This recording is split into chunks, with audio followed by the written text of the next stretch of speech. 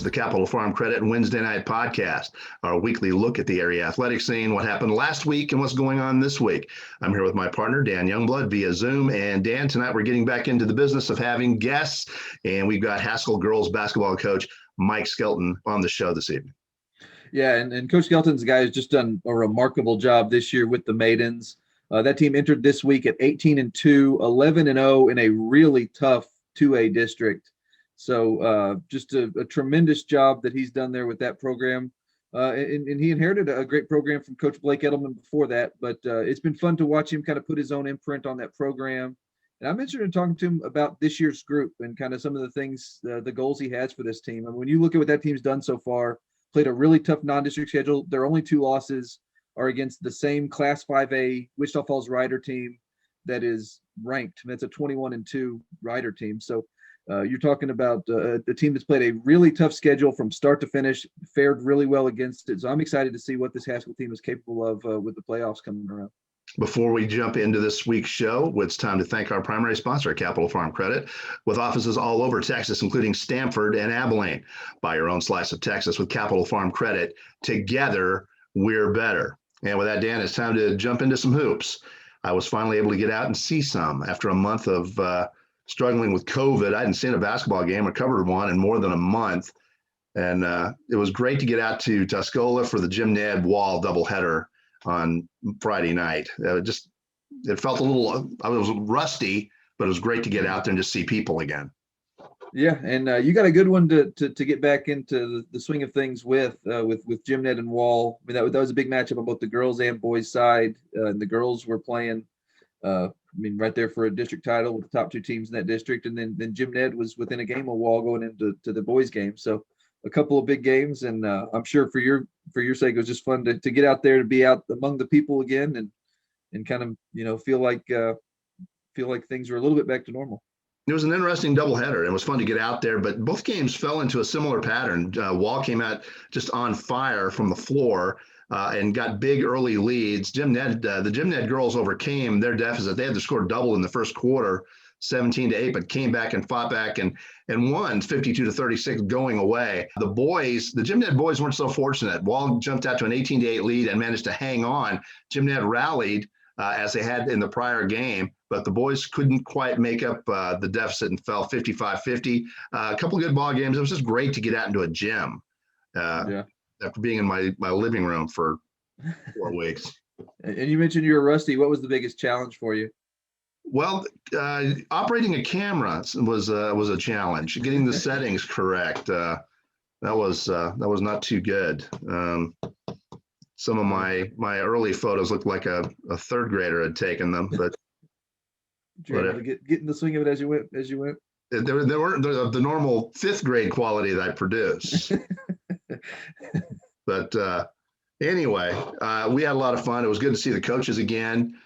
Some good guys coaching at both Wall and Jim Ned. They were all welcoming, and I was, as always, very well treated. Always a lot of friendly folks down at Tuscola, to say hello to. Yeah, and this is a really interesting time. We're wrapping up district season on both the boys and girls side. The girls, for them, this is their last week of district play. Boys will wrap up next week, and then we've got the playoffs. So you kind of picked a good time to come back. We're really settling district races, and then we're going to get right into the playoffs. And we talked about this last week, about how this is probably one of my favorite times of the year, getting into the basketball playoffs. And I love the basketball playoffs because they go so quickly. I mean, you get started and, within a couple of weeks, you're in the region tournament, and it's a lot of fun. It's a fun time.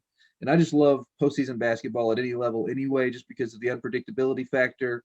You see upsets, and I'm excited about this year. And one of the things I'm really excited about is seeing this Haskell team that we talked to Coach Skelton about tonight. I think this is one of those teams that I think has a chance to really do some damage in the playoffs, and I'm excited to see what they're capable of, like I said before. Ken, with Coach Skelton on tonight, the Haskell girls, I find it to be a very unique program. It's one of the more unique programs in the big country. I think that the town has really embraced, and obviously they support the boys team just as much. But this ball club goes way back. I mean, their success goes back 7, 8, 9 years now, with consistent winning, consistent production. The home support that they get is really unrivaled. You haven't covered a home ball game at Haskell, but you're going to be hard pressed to find anybody in the big country, any crowd that really puts more enthusiasm into one of their local games. It's unique. Yeah. I think it's one of the most unique programs in the big country. Yeah, and like you said, I haven't covered a game at Haskell, but I've covered several games that Haskell's been a part of, particularly like the EULA tournament before COVID knocked all the tournaments offline. But so I saw that team and saw how they travel, and that is definitely a program that supports its girls. I mean, there's no question about it. That's a fun. Anytime they're playing, it's a fun environment to be part of because those people are really active. They're really engaged in the game, very knowledgeable fans. And it's fun to see what that program has done the last decade or so. I mean, they just continue to get better and better. I think that they have the potential with this group they've got now. Maybe this year, certainly next year, they have the opportunity. This may be the best bunch of Haskell girls that we've seen yet. I think that the potential for that exists. We'll just kind of have to see if they can kind of get over that region tournament hump. But this is a good program, like you said. They've had a lot of success. The expectations just continue to get higher and higher. And I think that makes them a dangerous program going forward because you've got talent, you've got expectations and you've got support. When you have those three things, you have a chance to be successful. And a lot of their talent is, they're juniors. They're only going to get better. So one of the more interesting things, they're already pretty darn good. Yeah, they're already good. And a lot of their talent is in the junior class. So next year, wow, look out. One of the more interesting things I find about this program and Skelton's program, the old saying, if it ain't broke, don't fix it. But, he knows what he's doing and he's coming in. He takes over a Haskell program that was very well run by Blake Edelman before he got there.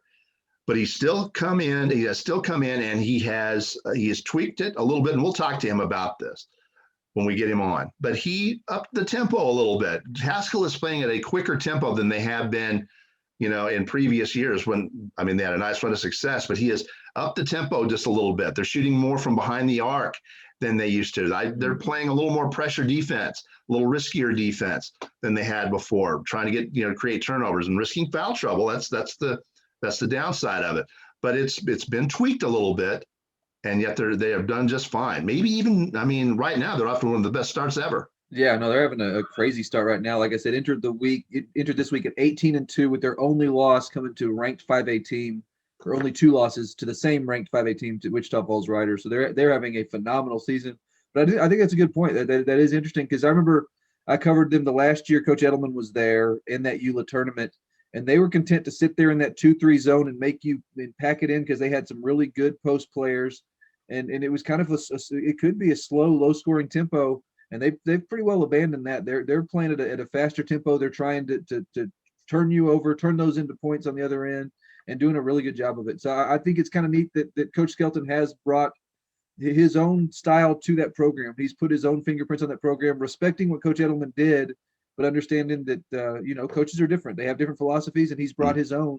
And I think it takes a lot of confidence and a lot of really just belief in yourself and what you're doing to do that. And I think it also takes a lot of support from the community, being willing to accept some of those changes, and same thing for the players, being willing to embrace some of those changes. And there's no question right now, those girls are playing a style that fits what they do and are having a ton of success with it. Edelman's ball clubs would run if given the opportunity, but they were maybe a little more structured and looking for, they would make that extra pass to try to find a good shot. I would say Skelton's teams are looking to push tempo and want more possessions. And at the end of the night, they want to take more shots than you do. So, there's more than one way to skin a cat. That's their way now. Yeah, so. And some of it's personnel driven. Coach Edelman's last team had a couple of really good forward post types. And when you have that, you're going to want to slow it down a little bit and get those girls, touches in the paint and play through them. And this team doesn't have necessarily those back to the basket type posts, so they are more guard oriented. But they've kind of done what they do, like I said, really well, getting them out running, letting them, kind of be a little more creative on the offensive end, and then just play great defense, play really good pressure defense. But that's a fun team to watch. I saw them beat up on Anson, a really good Anson team. This was an Anson team that handled Wall pretty well, and Haskell now has thumped them twice. To be able to start undefeated, 11 games through that district is really impressive, because you're talking about that district has a chance to send 4 teams to the third round if things go right. and they've been able to handle it so far. So just a really good job that Coach Skelton has done. Before we bring Coach Skelton on, we need to thank our sponsors. First and foremost, Capital Farm Credit, of course, who brings you these Wednesday night podcasts free of charge throughout the school year. Also, for the Love of the Game Broadcasting, and our old friend Terry Slavens, owner of K-Lakes 93.5 FM out of Breckenridge, 97.7 FM KATX out of Eastland, Classic Country AM 1330 out of Graham, 94.7 FM KWKQ out of Graham, KROO 1430 AM out of Breck, and KWBY 98.5 FM out of Ranger. That is for the Love of the Game Broadcasting. Also, Phil Hill of the Abilene Realtors Group, big supporter of local athletics. If you're in the market, give Phil a call at 325-669-5153 or visit his website at philhillproperties.com. And finally, Jack's Road Boring in Snyder, dirt sales and services with experience and service that you can count on. Larry Green is the man to call out there and give him a shout at 325-575-8004. That's Jack's Road Boring in Snyder. And with that, Dan, it's just about time to visit with Coach Skelton. And he's pretty enthused about being on the show tonight. Yeah, he is. And I'm excited to talk to him. He's, like we've said all show long, the guy's done a tremendous job there. And like I just said, I think this may be the best team that Haskell's had. And I think there's it could make that case as it enters the playoffs. So it's going to be exciting to talk to him about just kind of where he feels this team is at the moment and kind of the potential he thinks it has. So it's going to be fun talking to him about this group. And joining us now via Zoom, Haskell girls basketball coach Mike Skelton. Coach, thank you so much for joining us. Well, thanks for having me. I appreciate it. Coach, just to start off right off the bat with your ball club and the type of year you're having, what are your thoughts on the season so far? Well, with it being a COVID year, we're just thankful for every game that we get to play. We lost some games early in the season, going into Thanksgiving and stuff. But the only thing we're really missing is just the crowd size. Our community travels really, really well to watch these ladies play. And, we just can't quite 50% capacity. You're losing a little, but, like I said, we're just so happy that we're getting to play right now. And Coach, one of the things you and I talked about after that first matchup with Anson was just how tough the district y'all are in is, and how you thought at that time that the district champion may lose a couple of games, but you look at where y'all stand now, undefeated in that really tough district. Just how proud are you of the job that your girls have done so far in that race? Well, we still got Stanford on Tuesday, so we haven't quite cleared all the hurdles yet, but they've been playing great. Like I said in an interview earlier, having everybody back except one. Landry was a great player last year, but took a lot of people to fill those shoes. And I think a lot of people about 6-7 games into it finally got comfortable in what they were doing. And we've just taken off. And, we tried to play some tougher teams, and it's kind of bore fruit towards the end of this season. Coach, a lot of your talent, the bulk of your talent is young still. You have a lot of really quality juniors. Yes, sir. Tell us about their ultimate potential going into their senior year. Well, we think the sky's the limit. We try to set incremental goals. Every team does, and last year, they made it to the regional tournament. That's only the second time that's happened. So we want to win a game now. So we're going to try to build on that. And if things work out the way they should, I think we match up with Munster, which nobody said life was going to be easy or fair. But Munster will be really good. But we got a lot of hurdles to go before we can get there. Yeah, that junior class is loaded. You got, Delaney Hansen and Melanie Martinez and Emma Rowe. They kind of make a lot of things go, and they're really fundamentally sound. They're really level-headed. They're not very selfish. They in fact, sometimes we pass the ball too much. I'd like, to pull the trigger and they want to make that one extra pass sometimes. But it's a great problem for me to have. They make me way smarter than I am, I promise. And Coach, you get the opportunity to coach your kids, coach your daughters. What's that been like? And one thing that I noticed just watching you coach is it's kind of the balance you strike between, coaching hard and being, coaching them tough, but at the same time showing that fun side and kind of loving on them a little bit. Just how do you strike that balance, particularly when you have daughters on the team?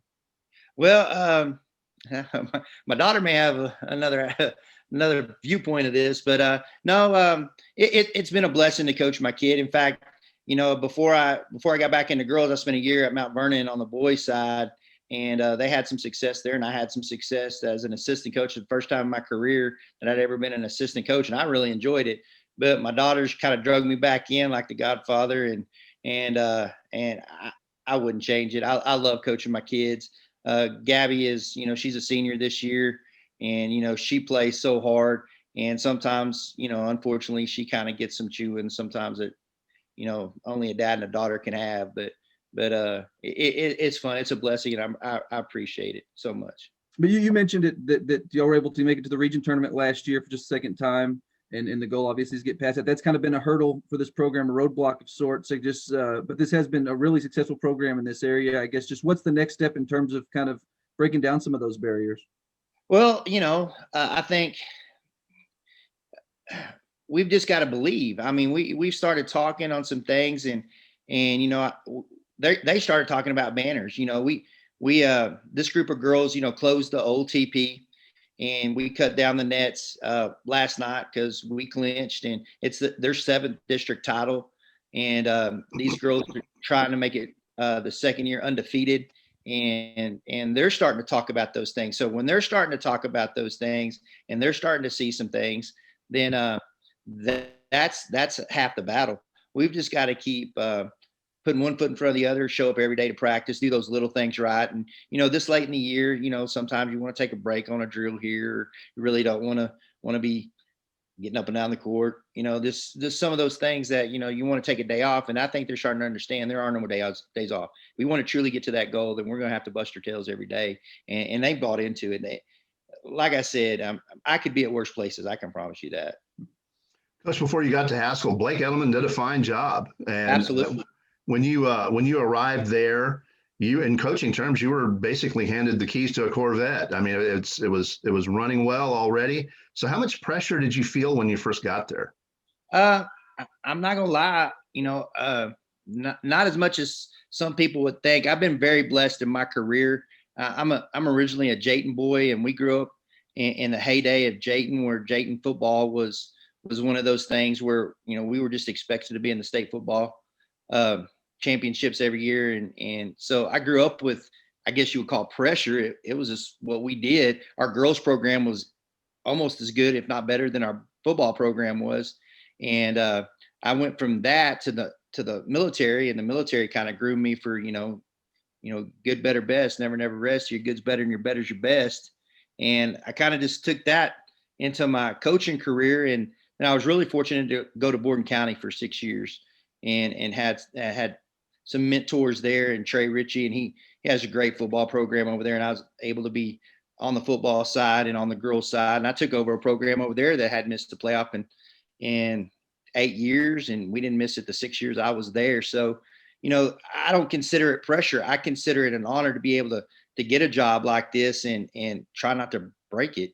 You've been given the torch, and we teach this to our kids too. When Landry left, she graduated, she passed the torch to another generation, and they've done a great job picking up that mantle. And, next year we're going to lose 2, and after this season, and somebody's going to have to step into those shoes. So, it's something that's not just on me. We try to share that and embrace that. And I mean, that's how tradition is. I mean, some people don't get to experience that, and they really don't know how special it is right here, right now.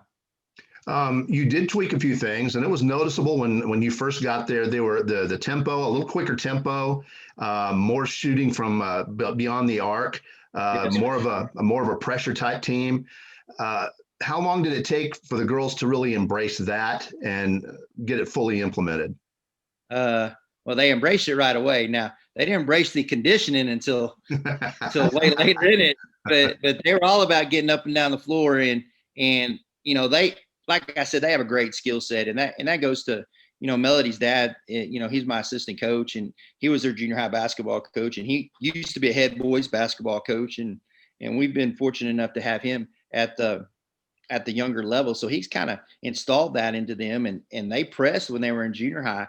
They just had some 2 all-staters in the Mansky girl and Sierra that didn't quite fit that bill. And when they graduated and I came on board, the first thing I noticed was, man, these girls are athletic and they're long, and let's just try this. And Landry, I've said it before, Landry last year made my job so easy. She was the only senior I had.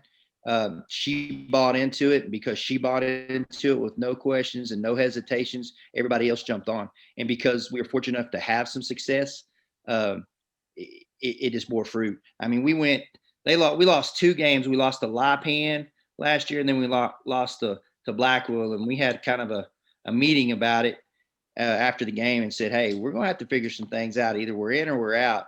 And kind of Landry kind of took over a little bit. And I think we won, I don't know, 30 something straight and went to the regional tournament. So I guess after that Blackwell game was when they said, all right, here we go. Let's get this done.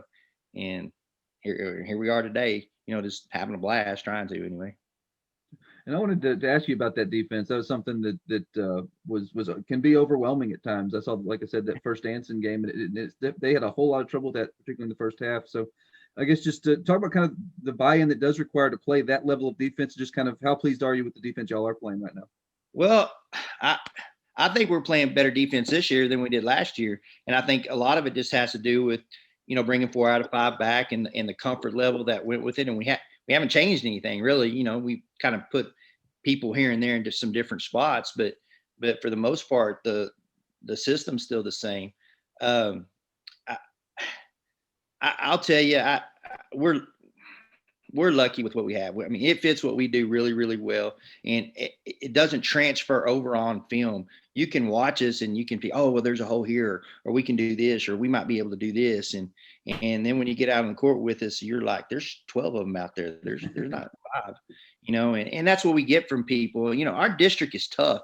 I mean, you talk about the Anson game and just kind of how it was overwhelming. I'm over there thinking, if we don't get in front of this Jones girl, then we're going to be in for a long night, because she's the fastest guard in the district with that ball in her hands and can put it on the dime to somebody that can drain a shot. And it took us a little bit to kind of get used to that speed. And I think that's the reason why we kind of made our schedule a little bit more difficult this year. We went to Panhandle last year doing what we did, and it took us about a half to adjust to that speed that they play up north, which, they're playing quality teams Tuesday, Friday. And it took us about a half to get adjusted to it. And we kind of made a commitment as a team that we were going to make it a little bit tougher. We were supposed to play Jim Ned twice this year, but, they had a great football season and we could never make it work. We were supposed to play Groover this year at Childress. Well, Childress closed down because of the COVID. So we played Wichita Falls Rider twice. And I'm going to tell you, they got a girl that can go. And, we took them into overtime here. Yeah. They beat us at 18 at their place and shot a couple more free throws but that's a height thing. But we competed with them well, and we're going to play Idalou, a week from today. And so we're not shying away from anybody, and we're going to do what we do. And, they like it. We had a team meeting the other day, about some things kind of closing out the year and kind of, we talk about phases, phase 1's preseason, phase 2's in season. We're fixing to start phase 3. What do you want out of this?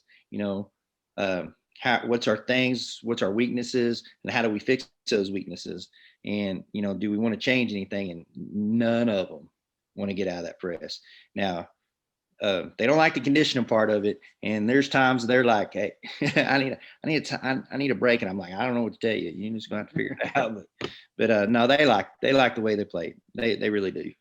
Yeah, and Coach, you've mentioned it a couple of times now, and that's one thing that's pretty noticeable in looking at the schedule y'all played, that y'all really did ramp up that non-district schedule. You talk about Wichita Falls Rider, who I saw a couple of times last year being in that district with Wiley and with Cooper. And yeah, they've got a D1 forward there that can, like you said, can go. And then, but in addition to that, you played several other 3A and 4A teams to kind of prepare yourselves. Just what went into the scheduling of that degree of non-district schedule, and how much do you think that will benefit you as you get closer to the playoffs now? Well, I had an AD that gave me my first girls coordinator's job in East Texas, and I was the oldest guy on staff, and I was 28, and he had one poster in the weight room, and it was a Bible verse that says iron sharpens iron. And I have bought into that since day one. And I believe if you want to be better, I mean, I'm a Ric Flair fan. If you want to be the man, you got to beat the man. And so that we believe that, only way we're going to get better and the way we're going to get faster and cut down angles is to play those teams that force you out of your comfort zone, where you have to be uncomfortable and understand that you have to find a way, and we have to find a way as a team if we don't want to get embarrassed. I mean, if we don't show up next Saturday against ILU thinking that this is a practice game, they will run us out of the gym because Coach Helms is not practicing anything other than winning. So, and we catch them after shallow water, so they're going to be mad anyway. So, it is what it is. Just show up and play.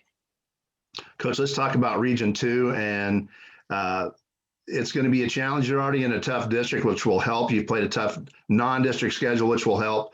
But Region 2 is going to offer several challenges. Can you maybe walk us through that and some of the teams that you're concerned about?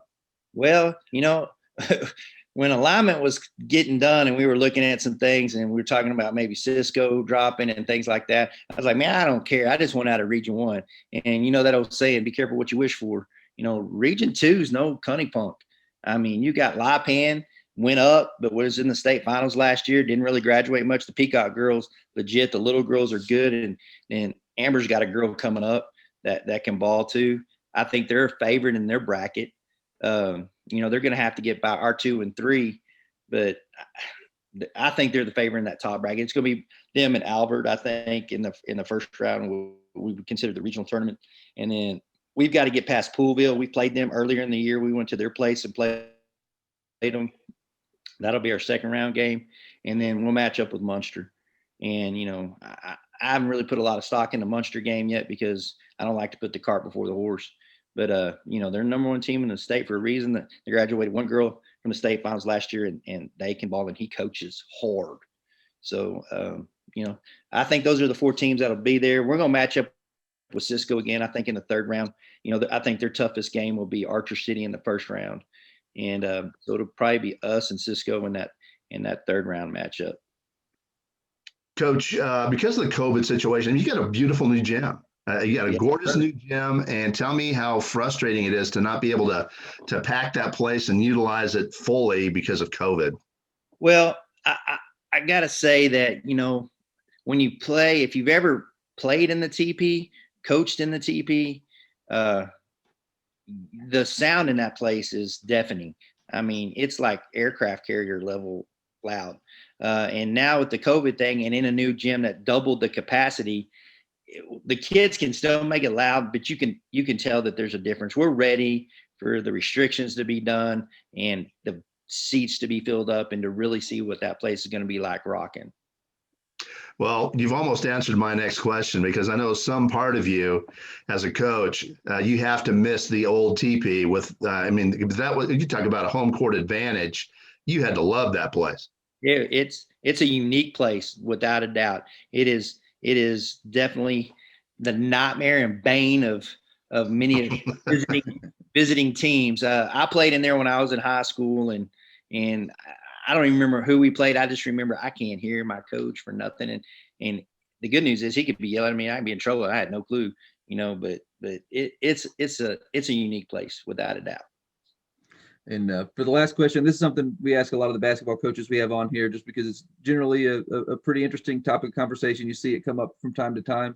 But shot clock in high school basketball, would that be something you would be in support of or no? I'm not going to lie to you. I'm not in support of it. For one thing, at the smaller level, we have a hard enough time. Look at the COVID situation right now where we have to have 2 different gyms. It's just hard to find good help. And you're putting somebody else into it. And if we want to make that an official, that's just more pay coming out of a school district to have a trained official to do that. I can see its advantages at the bigger school level, at the 6A and 5A level. But for what we do, I think that's great coaching. If a coach wants to slow it down to give his girls the best opportunity, or his boys for that matter, the best opportunity to win a ball game, then that puts the chess match back in the other guy's hands, how he's going to speed the game back up. It would not affect us. We're not a shot clock team. We're going to get, if we were to put 45 seconds up there or 30 seconds up there, I bet you we shoot it at least twice before that happens. Coach, thank you so much for joining us. We'll be keeping an eye on you, and we'll see you out there on the road. All right. Y'all be safe. Thank y'all so much. Thanks, Coach. All right. Good night. And Good that night. was Haskell girls basketball coach Mike Skelton, who really, quickly adapted to the pressure of coaching at Haskell. It's not easy coaching there. That team is confident. The fans expect you to win, and they've been winning for a long time.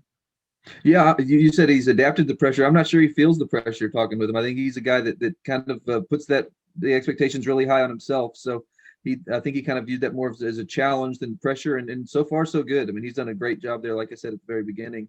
But I enjoyed that conversation. It was fun to talk to him about this group and about kind of get some of the insight into his mind about his coaching style and some of the things that he values as a coach. So I thought that was a really good conversation. I was glad we got to have him on. And with that, it's just about time to close the books on this week's Capital Farm Credit Wednesday night podcast. Before we do that, though, we want to remind you that we've got 3 separate subscription packages here at bigcountrypreps.com. We've got a monthly for $5 a month. We've got a semi-annual 6-month subscription that we chop that price down to $4 a month. And then we've got an annual 12-month subscription where we again chop the price down to $3 a month, $36 for a full year of Big Country High School athletic coverage. And those prices do not change. We don't play the game of giving you a low price and then all of a sudden jack the price up. Our prices stay the same.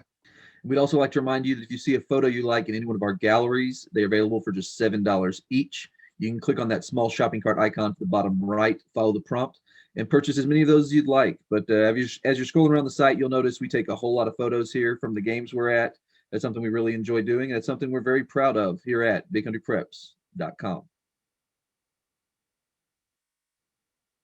All Big Country, all high school, all the time. Welcome home.